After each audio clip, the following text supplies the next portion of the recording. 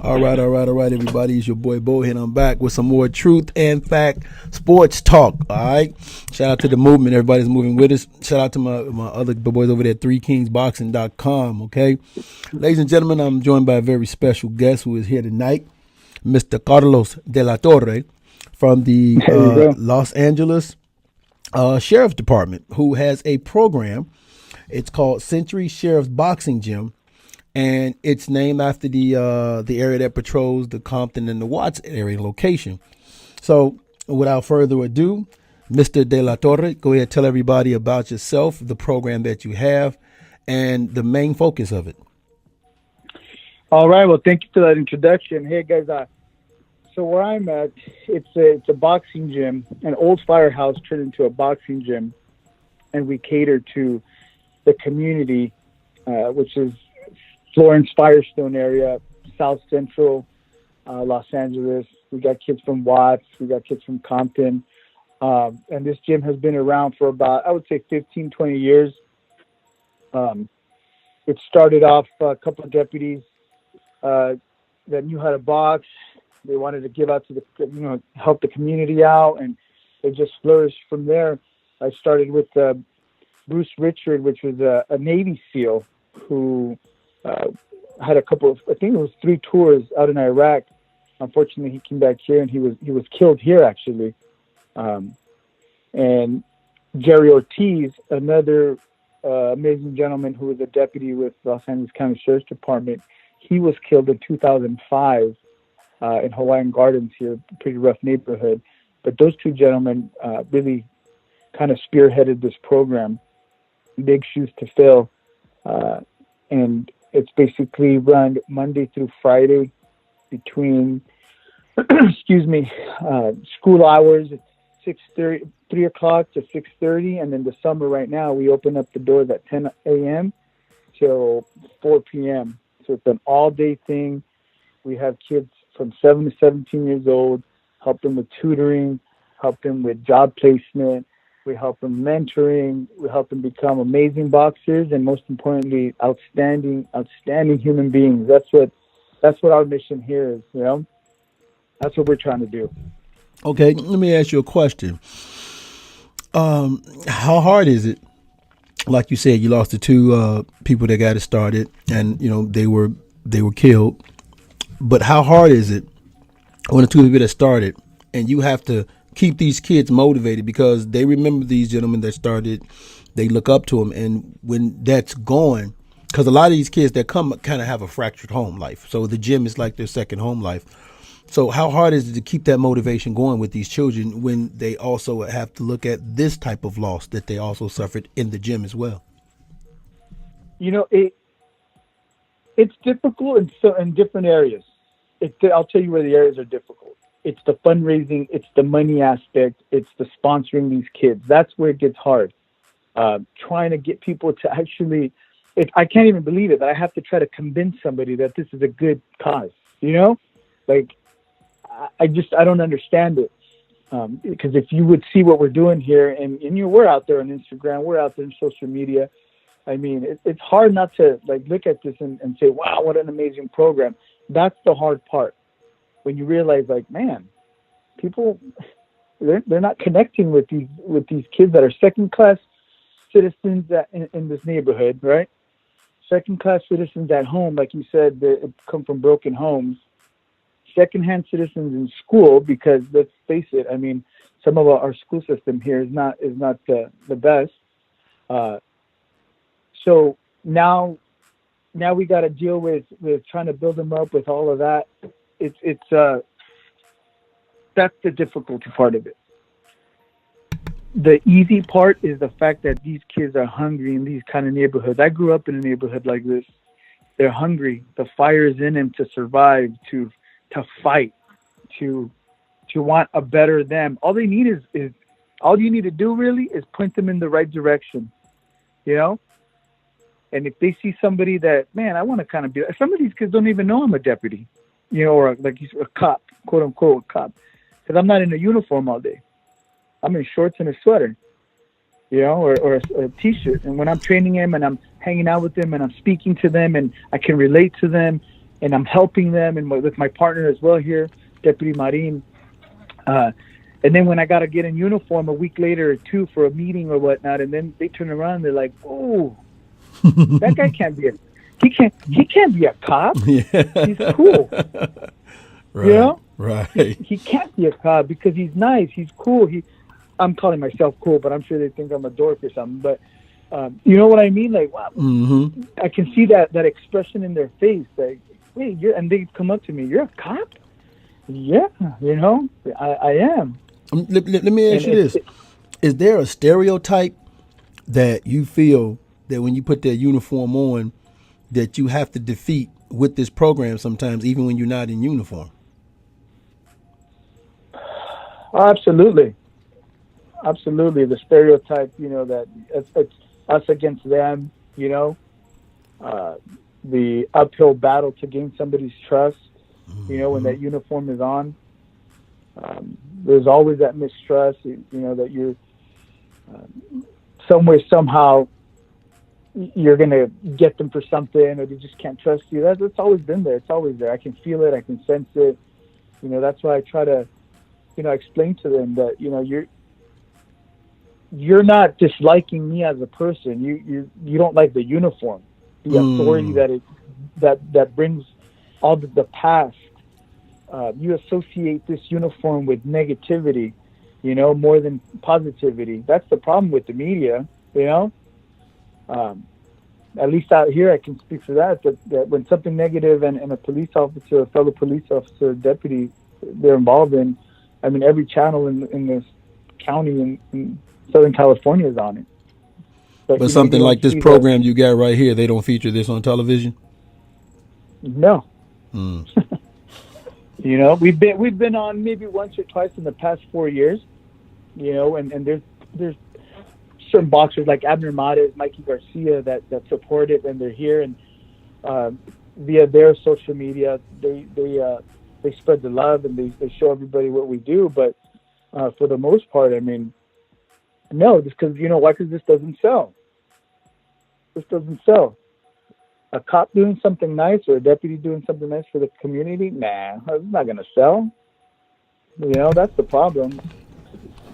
Do you think that this program is a good way to be sort of like an outreach for the community? So if you have any doubts or any questions, hey, bring your child to here and see what we're doing. Absolutely. That's We are that missing link. We are that bridge. You know, if you can trust me with your kid here, um, then that you're going to be able to trust me with everything else. Like I'm just a human being in a uniform trying to do something great. In my own world. In my little world with these kids. But these programs like this in the states, this is the bridge because it's ran by law enforcement. It's ran by men and women who who see the poverty, who see the broken homes, who see the broken children, their spirits, and we can relate to them, and it brings them closer to that law enforcement side that they don't see. The empathetic side. Um, being connected with that community is very important to every law enforcement member, whether you believe it or not, because or else they wouldn't be out there. They're either crazy or they love what they do for the community. Because I'm finna You say, know, when I hear the areas you have, South Central, Watts, Compton, I'm like, you got to be crazy. you know, yeah, and I was lucky enough to land in this spot. I've been boxing for a few years. When I was a kid and had a few fights under my belt, and um, I was this was a gift right here. Mm-hmm. I'm teaching the youth, and I'm doing what I love, boxing, and I can represent an amazing department, the other county sheriff's department. That uh, we do a lot with the little that we have. We do a lot, and I take advantage of it every day. I take advantage. I fight for these kids and my partner and our staff here. We fight for them every single day without the media knowing, without the community knowing. We're trying to do things for them that, we're trying to open their horizon to college, just to give you a little glimpse of how closed, how small their world is. We take our kids in the summer running, to the beach. Our teams, Tuesdays and Thursdays, 6 a.m., 7 a.m., early morning runs. When I first got here, I started doing that about 4 years ago. I took probably about 12 kids in a van, pulled over, went to the beach. A few of the kids started getting, warming up, doing their thing. Probably about 80% of them just stayed back and actually sat down on the beach. I turned around and I was like, hey, we didn't come here to sit down. It's time to work. And most of them were like, hey, sir, can we just take it all in right now? This is the first time we've ever been to the beach. Wow. Wow. Yeah. So, I did what any guy with some sort of heart, I was like, you know what, we're gonna skip this run today and we're just gonna hang out. Mm-hmm. We hung out and they enjoyed the beach and that was just really eye opening for myself too. You get caught up in an everyday life and maybe complaining about what we don't have, and it was a real big eye opener for me where it's like, man, all right, now I know what my job is here. Mm-hmm. To open up these kids' eyes, their hearts, their souls to this world to come back and help. I tell them, I can grab anybody from the street and teach them how to throw a jab. Right. I can do that. That's not our mission here. That's not what I'm trying to do. I want to build amazing, like I said, human beings. Mm-hmm. I'm trying to set them in a direction to where, they come back and help out and that chain continues. Instead of that negativity chain, we break that chain and we start this strong, amazing chain of helping one another and picking each other up and patting everybody on the back, and that you can do it. Nothing is too small and nothing is too big. You know what I mean? But I'm glad you mentioned that, because outside of California is normally notorious for two things, which is, of course, the police problem, but then, of course, the gang problem. The area you in is three of those areas is known for having a lot of gangs. How do you keep that from affecting the gym? Like, how do you keep that element away from the gym? And because a lot of times these guys are probably in the gym together and they're from different locations. So how do you keep them from engaging in, fighting and things of that nature? Well, they know me already. The guys that know me here, I have no tolerance for that. Okay. No tolerance one bit. And it's when a parent comes to me and that's the first thing out of their mouth, hey, this kid, he's hanging out with this neighborhood and I know he's in it, this and that. I'll just ask the parents to step out. I tell the kid to sit down and I break it down for them. I mean, you're either going to hate this place or you're going to love it. But one thing I know, you're coming into my gym not knowing how to throw a jab. Remember that all these kids have been here for 4, 5, 6 years. They got hands. So if you want to go out there and impress your neighborhood, by all means, go ahead. Try. Let's see how far you get. My kids are very respectful. They're very mindful of their surroundings. They know that one slip up like that, they'll get kicked out. And you know what? Like I always tell them, you either are going to love it or hate it. And if you give me about a month or two, you're going to love it. You're going to love it, because we don't just do boxing. We like I said, we mentor and we do so much more. So they end up loving it. And you know what? The neighborhoods around the gym, you'd be surprised to know that the older gang members, they send their kids in here. They send their kids to us. Okay, that's what's up.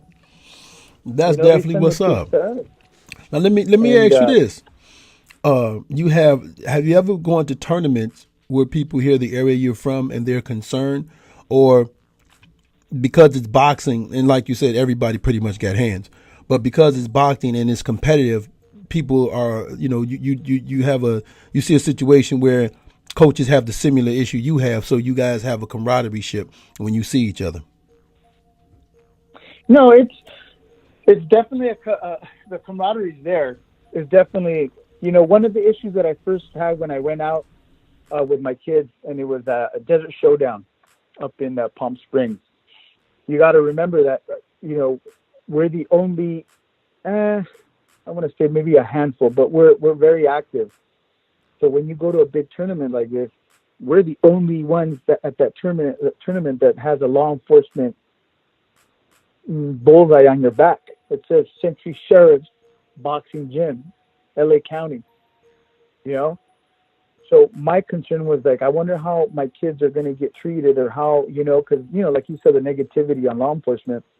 That was my concern. I don't want them to get treated differently, or maybe some guys, some comments. You know what I mean? Not liking law enforcement. But you know what? That turned around, and they take pride in the fact that when we walk into a tournament, we basically are the only ones that are representing a law enforcement gym, and my kids, they love that. They love that because they know what they're representing. Right. We bridged that gap has been bridged between my kids and this community. So now they're fighting for basically a law enforcement gym, like, for lack of better words, and they take huge pride in that. Well, one of the things about boxing is when you start putting your effort into it, and like you said, if you say a month, I say I knew I fell in love with it the first week I was there, but when you start putting that effort into it, you don't. It's a human thing. You don't want to see that all that hard work go to waste and be for nothing. So, right. How do you, like, when you have this one kid and you just know, man, you're skeptical about teaching him because he just displays this mindset that he might always get into fights, use what he's learned in the gym outside. How do you go about deterring that kid from doing that? Because it's hard, because some kids get it and, some kids don't. So it's hard to decipher who to train and who not to train. I don't train them. I'm patient. Okay. Right. So I take him with the team to the tournaments. I let them see how great it feels and hears to win. I let him walk with the winners. I let him talk with the winners. I let him bunk with the winners, with the team. I let him feel it, and that person who, like you said, is basically 50-50. Once he starts getting hooked and once he starts feeling that winning, oh man, that could be me. Right. That could be me. I start training him little bit. And then if in a month I hear he's kind of messing up a little bit, hey, guess what, bro? You're not going with us to this tournament. You can't go with us here. We have a lot of activities we go to, as a team. We go to, amusement parks. We hang out. We go to the movies. Things that these kids don't normally do. We like the beach runs, tons of things that we do. Mm-hmm. So I exclude them.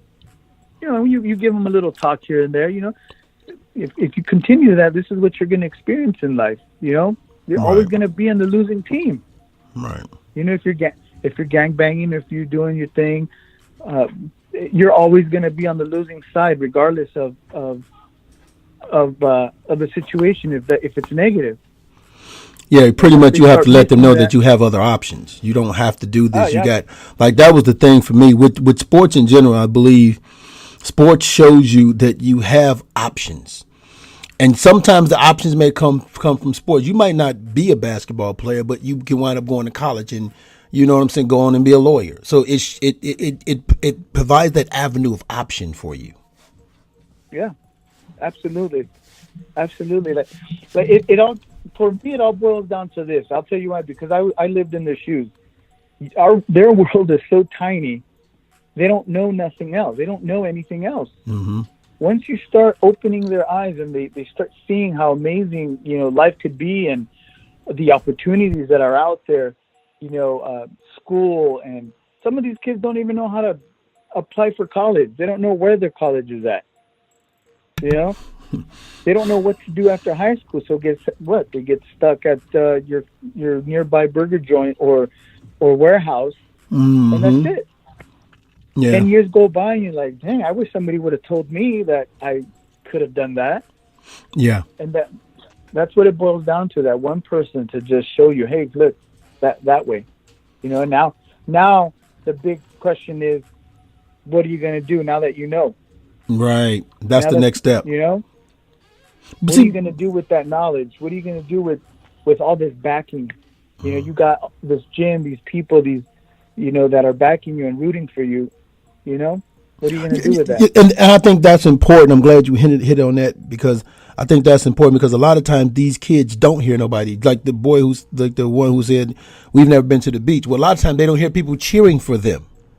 They don't hear Right. that, and it can do something to you, because boxing is different than any sport, basketball and football, because you were talking about college and all that. Basketball and football, you have massive representations of basketball and football and that. You don't have that when it comes to boxing. And it's like, you can look at basketball and you can say, oh, I'm going to be LeBron James. But you don't have that in boxing. You don't have that pathway to fame and fortune, college and all that, like you do in basketball and football. So in that aspect, to get kids to come to that gym, and you like, the minute you walk in the gym, you got to train. Like, I mean, the minute you walk in the boxing Yeah. gym, you see everything that you're like, okay, I have to train. Basketball, I can pick up a ball and just start playing. But no, you really got to train before you get in that ring where the work really starts. We sell it good. We sell it good in this gym. You know, uh, we sell boxing and training really good because we're lucky to have the staff that we have, and the Coach Martin Noriega, who he actually started Fernando Vargas up in Oxnard, and he helps out here. Oh wow! We have two-time super bantamweight Paul Banky, who I just got off the phone with him last week. He wants to help me out in the mornings here. So with the kids, like I said, the parents have a lot to do with it. And I try to tell the kids, look, I understand you don't want to be here. I get it. But if you give me 100%, give me a month, 2 months. If you don't like it, then you know what? I'll talk to your parents and we'll see. I'll work with them to see what else we can do. Now, Sport or whatnot. outside of the sports, I can only imagine that education is also a big part of this program as well. No good grades and you're out. Okay. You're out. So we check quarterly. Quarterly, I have the kids come in and show me their grades personally, not their parents. I want them to walk in the office face to face, and I give them a chance to explain to me if their grades are failing or if they're not better than they were the last quarter. Then I give them the chance to talk. Okay, why? And sometimes there's a valid reason. Depending on the kind of house they live in, the dynamic of their home. We work with that, but for the most part, you start failing classes. I mean, I give you two options. You either you step out for a while until you fix your grades, or you can stay here and help me clean the gym. Like you grab a broom, grab a mop, help me out. Because if you don't do that, if you don't fix your grades up, guess what? You might be doing that for the rest of your life. Trying to teach them a lesson there. Wow, now that's a hard message right there. Wow. Not that it's not a righteous living. Okay, for those who might come at me like, hey, well, I do that. I'm not trying to go that route, but it's a huge message to these kids that are not exposed to that. I grew up working like that. Mop and plumbers. How I was digging ditches when I was 17, 18. So I know what it is to work hard. And if you expose them to that and give them the option, hey, you could either go to school and train right now that you have the option, because later in life you might make mistakes and you won't have that option anymore. Mm-hmm. You're gonna have to work. So right now I'm giving the option, look, train and go to school. That's all you have to do. That's all you have to do. Oh, and by the way, it's free because our gym is free for the community. I was just finna So, ask you this. This is free. So your time that you're giving, that's just time that you're giving. Nobody's paying you for this. You work your job and then you hit this gym with these children and you take them to these tournaments. How do you balance that as a coach? Because it's got to well, be hard. Like I grew up on the west side of Chicago.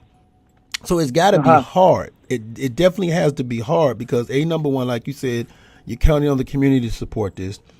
You're trying to get it out there, and you have your job and challenges of your job, and then you have this challenge as well with these. You literally have a whole bunch of children that, for a brief moment, you are responsible for. Well, I'll tell you one thing and that's why I told you this was a gift. This position was a gift. I patrolled the streets of Compton, Watts, Firestone for a few years, and I started volunteering at this gym. And based on certain situations, they asked me if I wanted to take over the gym as a deputy, as my work hours.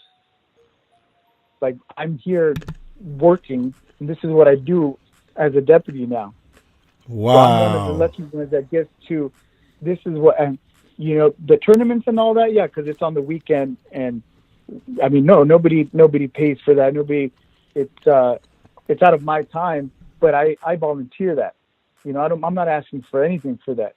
After hours, when I have to stay with the team and all that, I do that volunteer because I love it. I love these kids.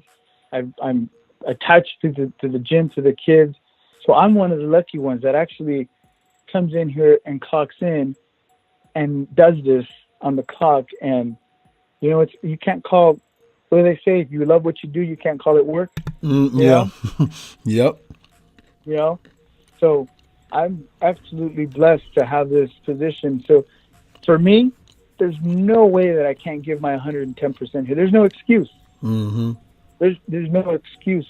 And because of that, you know what? I see these kids more than I see my own 3 children at home. I tell the parents, I go, I spend more time with your kid than my own kids. Yeah. And come walking in the door and your kids think you're a stranger and you be going so much. Yeah. They're like, where you been? Oh, you leaving already? Right. Everybody's saying good night. Everybody's saying good night. You saying good morning. Yep. It's a wonderful experience. It's a wonderful opportunity that the department has given me. I couldn't have asked for anything else. You're talking to somebody that's been in love with boxing for over, I would say, 20 plus years. And to give him the opportunity to give back like this, you bet I'm going to take it, Mm-hmm. You bet. Certain beliefs that I have, and, Lord gives you, and you need to give back, If now one of these kids comes back on my deathbed and says, because of you, or what you did at that gym, or what the gym did for me, this is where I'm at, I'm good with that. Yeah. Oh, it's funny because you do it because, like you said, you love it, but you also know what it brings. Like, I can't tell you the feeling when I used to help out in the gym, when you see that one kid that comes in, knows absolutely nothing about nothing. Yeah. He can't even get in a proper stance. He's imitating something he might have seen on World Star Video. And you see this hand wraps on his head. Yeah, and you see this kid, and then, like you said, a month later or 2 months later, he's the first one at the gym. Like, he beats you to the gym. His hands is wrapped, and he's like almost a star pupil because he's giving it everything he has, and it's a treat when you see that happening. And you're in a rich boxing environment right now. Like, you just had to fight at the Staples Center. Like you said, you got Oxnard. You got a lot of famous trainers there in California. A lot of famous gyms down there in California. How do you keep your fighters focused because California has the beautiful weather, and as these kids start getting better, their confidence will build about themselves? How do you keep them in check? Because you still got to remain humble, but not lose that fire to fight. You know what? I know that's a good one, right? Look, it's like I said, I can relate to it's the neighborhood. It's where they grew up. It's where they're growing up. You can't make these kids. You can't build them. They're born like this in this neighborhood, in their environment. And I mean, you got to be humble when you're eating cup of noodles once a day. You got to be humble when you're walking in the rain, every day when it rains and your parents don't have a car. You got to be humble when you walk around in the projects. You got to be humble. That character is built through growing up. And when I get them, I'm lucky enough to have a kid who maybe just be angry, but he's humble. He knows what it is to get his butt whipped, because I'm sure every kid in this neighborhood, I'm sure he knows what it is to be hungry. I'm sure he knows what it is to want. The only thing missing is he doesn't know how to box, or he just doesn't know how to do math. So I'm lucky enough to have kids that come in here hungry and humble. You get the occasional one that, he rises to the top a little bit and he starts putting hands on everybody here. But that's the kid you pull aside and say, hey, you're going to lose it all, man. You're going to lose all your friends, your stature here, because you get cocky like that. People don't want to be around that. And in reality, once you're here for a little over 6 months, it really becomes a family. These kids are family. Okay. Because Christmas, Thanksgiving, birthdays, you can ask anybody. Every kid's birthday here, we celebrate it. We bake a cookie for him, and we have 100 kids. So we celebrate their birthday. We have Christmas. We send invites to the parents on Christmas to have a dinner here for the community and the kids. So it's very tight, and they'll check themselves too. With that being said, they check themselves. When a kid's getting out of hand and he thinks he's a little cocky in the ring, I'll see the older kids, the mentor, the 16, 17-year-old kid. I'll see them, keep an eye on them, and walk over there and kind of give them a little, hey, what's up, man? That's not you. You got to tone it down. They check each other. Okay. That's good. That's good to have that in the gym. That's when you know what you're doing is working. When you see the kids themselves, not, no pun intended, policing the gym, that's when you know it. That's when you know it's working. Yeah. That's when you know it's working. All right, we got we going kind of long here, but this is good. We're gonna be wrapping this up soon. But before we do, 2 more questions. What would you say your relationship is like with the parents of these children pertaining to this program? Open door policy, open anything. They can speak to me about anything. It's like I said, when I get a new kid in here, I speak to the parents, and I want to know their dynamic at home. I want to know if the single mom comes in. I want to know if the dad is at home. I want to know if they're involved. I tell them straight up, you're just not going to drop your kid off here for 5-6 hours and then you're not coming back. I need you guys volunteering here. Mandatory. If a newbie comes in and he spars for the first time, there better be a parent in those bleachers watching their kids spar their first time. So I'm continuously communicating with the parents and my partner as well, continuously giving them updates, telling them how important it is for them to come in here and see their face. And so I would say that my relationship and my partner relationship is great, because when we hold tournaments, USA Boxing held tournaments here, I have a line outside of parents wanting to volunteer. Oh wow. And that's special. That's the wonderful part of it. Yeah. So it's a rapport is great.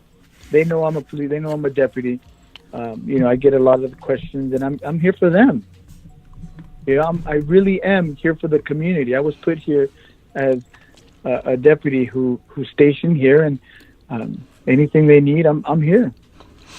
That's it. How do you make sure that they understand, and how make sure that they understand, and also you yourself maintain that balance of being your coach, and this is and my job as a deputy? Because sometimes you have some people that kind of not cross that line, but don't quite understand where that line stops, where one line stops and another one starts. You know what? I've never had an incident where, anybody doesn't know or when to stop, or the line is crossed, anything like that. Do you think that might be because of the way you present everything just up front, like, hey, this is how it is? Yeah, you know what? My partner and I have a good just understanding of the community and what they need to hear and what we know about the community as well. We bring it up to, like you said, we're up front. We're not trying to sugarcoat anything. Nothing.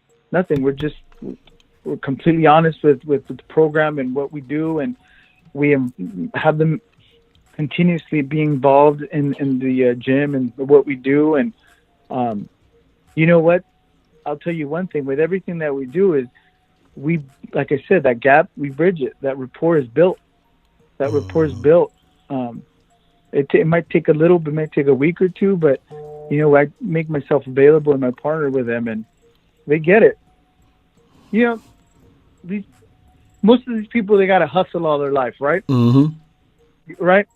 Yeah. They would know a hustle if they were being hustled. Yeah.